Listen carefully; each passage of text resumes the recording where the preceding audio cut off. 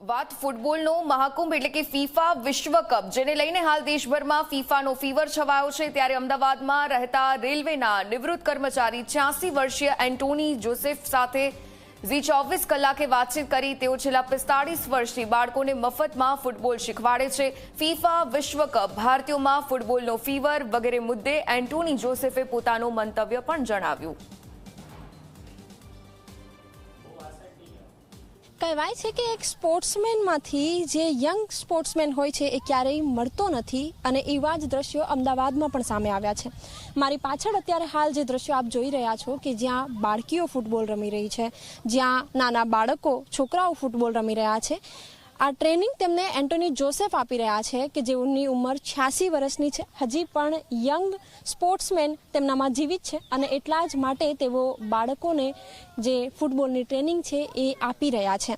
મારી રાઈટ સાઈડે પણ આપને દ્રશ્યો બતાવું। આપ જુઓ કે ઘણા બધા સ્પોર્ટ્સમેન અહીં છે, આ બધા સરકારી રિટાયર્ડ ઓફિસર પણ છે આમાંથી, જેમને તેમને ફૂટબોલની ટ્રેનિંગ આપી, તેઓ નેશનલ જીતી આવ્યા અને સ્પોર્ટ્સ કોટામાંથી સરકારી ભરતી તેમની થઈ, નિમણૂક થઈ અને આજે પણ તેઓ ફૂટબોલ રમી રહ્યા છે।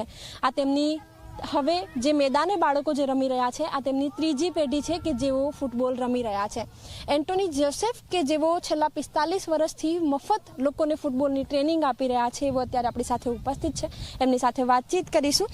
અચ્છા, આટલી નાની ઉંમરના બાળકોને આજે તમે જુઓ છો 86 વર્ષની તમારી ઉંમર છે, આટલા વર્ષોથી ફૂટબોલ શીખવાડી રહ્યા છો, આ નાના બાળકોને જ્યારે મેદાને જુઓ છો રમતા કેવી ફિલિંગ આવે છે?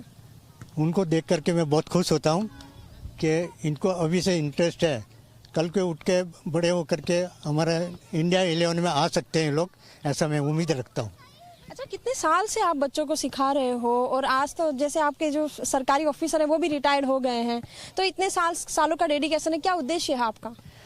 मेरे को 45 साल हो गया ये लोग को शिकार करके, और मैं ये लोग को देखता हूँ तो इनके बच्चे भी अंदर है हमारे पास, तो उनको देखता हूँ तो मैं भी ऐसा समझता हूँ ये लोग भी मेरे जैसे आ करके बच्चे लोग को प्रैक्टिस दे के आगे बढ़ाए।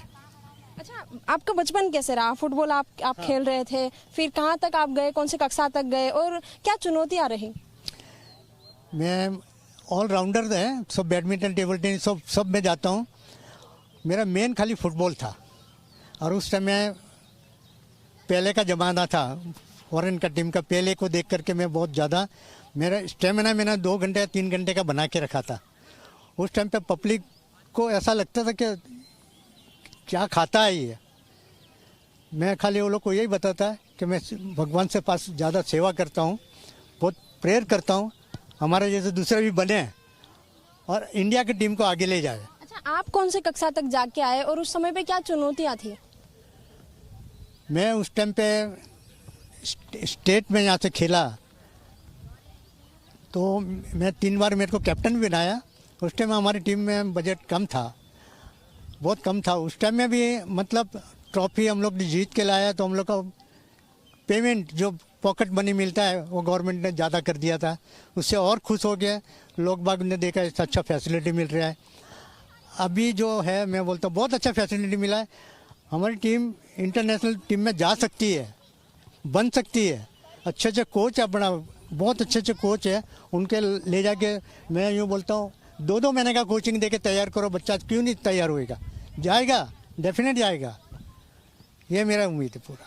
બિલકુલ, તેમની પાછળ પણ આપ બેકગ્રાઉન્ડમાં જોઈ શકો છો કે આ તમામ લોકો છે કે જેઓ રિટાયર્ડ થઈ ચૂક્યા છે। એમની સાથે પણ વાતચીત કરીએ કે તેમનો કેવો અનુભવ રહ્યો।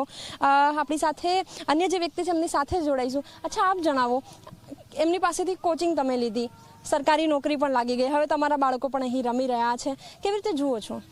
અમે એક એન્ટોની સરને અમે પહેલાં મળે તો સવારે અમને પગે જ લાગ્યા અમે, કેમ કે મારા પપ્પા બી એમની સાથે રમતા હતા અને અમને જ ફૂટબોલ શીખવાડ્યું અમને। અમે બી નેશનલ પ્લેયર છીએ બધા અને નોકરી માટે બી એમને જ હેલ્પ કરેલો, એમ બધા નોકરી બી કરી અને રિટાયર બી થઈ ગયા। પણ અમે ગ્રાઉન્ડ પર જ્યારે એમને જોઈએ ને તો એમ લાગે છે કે ના અમે એમને મળીને જ જઈએ અને મને મળીએ તો અમને બહુ ખુશી થઈ જાય છે। બિલકુલ, જે સ્પોર્ટ્સમેનશીપ છે એ હજી પણ તેમનામાં જીવિત છે અને ઘણા બધા લોકો કે જેઓ અત્યારે ફીફા જોઈ રહ્યા છે, ભારત તેમાં ક્વોલિફાય નથી થયું, પરંતુ એન્ટોની જોસેફ અને તેમની સાથેની જે ટીમ છે તે પ્રકારની મહેનત કરી રહી છે કે ઇન્ટરનેશનલ કક્ષા ઉપર ભારત પણ પોતાનું નામ બનાવે, નામ રોશન કરે। કેમેરામેન ઉમેશ પરમાર સાથે સપના શર્મા, ઝી 24 કલાક, અમદાવાદ.